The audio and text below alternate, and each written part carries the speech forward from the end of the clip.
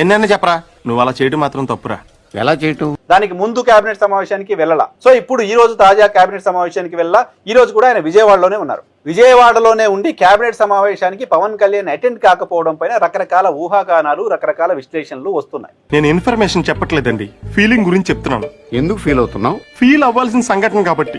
ఏంటా సంఘటన? ఈ ఫోటో చూస్తే నిన్నే ఇక్కడ ఆంధ్రప్రదేశ్ లో, అది కూడా సచివాలయంలో దిగినట్టుగా మనకు క్లియర్ గా కనపడుతుంది. వెనకాల ఏదైతే గవర్నమెంట్ కి సంబంధించినటువంటి ఎంబ్లం ఉంది, మీరు క్లియర్ గా చూస్తే ఇది నిన్నట్లానే కనపడుతుంది. అదే ఏంటా విషయం? మొన్న భోగాపురం ఎయిర్పోర్ట్ ప్రారంభోత్సవం సందర్భంగా జరిగిన కార్యక్రమానికి మాత్రం పవన్ కళ్యాణ్ గారు హాజరయ్యారు. మరి క్యాబినెట్ భేటీకి ఎందుకు హాజరు కావడం లేదు? పవన్ కళ్యాణ్ ఒకవేళ ముందుగానే రాజకీయంగా జాగ్రత్త పడుతూ ఉన్నారా? క్యాబినెట్ భేటీల్లో మరీ ముఖ్యంగా భూములకు సంబంధించిన నిర్ణయాలు ఎక్కువగా ఉంటాయి. భూ కేటాయింపులు, కొన్ని పాలసీలు అయితే చాలా వివాదాస్పదంగా కూడా ఉంటూ ఉన్నాయి. కొన్ని భూ కేటాయింపులు చాలా వివాదాస్పదంగా కూడా ఉంటున్నాయి. ఈ నేపథ్యంలోనే పవన్ కళ్యాణ్ ముందే జాగ్రత్త పడుతూ ఉన్నారా? రేపు ప్రొద్దున వీటన్నిటి మీద ఏదైనా తేడా వస్తే, లేదు నేను ఆ రోజు క్యాబినెట్ సమావేశానికి కూడా పోలేదు, నాకు సంబంధం లేదు అని చెప్పడానికి ఏమైనా ముందే పవన్ కళ్యాణ్ గారు జాగ్రత్త పడుతూ ఉన్నారా అన్న ఒక చర్చ కూడా నడుస్తోంది.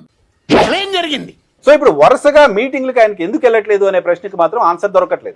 ఏం జరుగుతోంది? పవన్ కళ్యాణ్ కు తన విధుల మీద నిబద్ధత లేకపోవడం వల్ల ఆయన కేబినెట్ సమావేశానికి హాజరు కావడం లేదా? అంటే పవన్ కళ్యాణ్ కేబినెట్ భేటీకి వెళ్లి ఒక గంట సేపు కూర్చునేంత నిబద్ధతను కూడా చూపెట్టలేకపోతూ ఉన్నారా? కేబినెట్ కంటే ముఖ్యమైన కార్యక్రమాలు ఉన్నాయా? ఏం జరగబోతోంది? వరుసగా డొమ్మ ఎందుకు కొడుతున్నారు మీరు? సో దీనిలో ఉన్నటువంటి మతలబ్ ఏదో చెప్పాలి. లేదా ఈ ప్రభుత్వం తీసుకున్న నిర్ణయాలు నాకు నచ్చలేదు, అందుకని నేను రావట్లేదని చెప్తారా? బహిరంగంగా చెప్పండి. నాకిప్పుడే తెలియాలి, తెలిసి తీరాలి.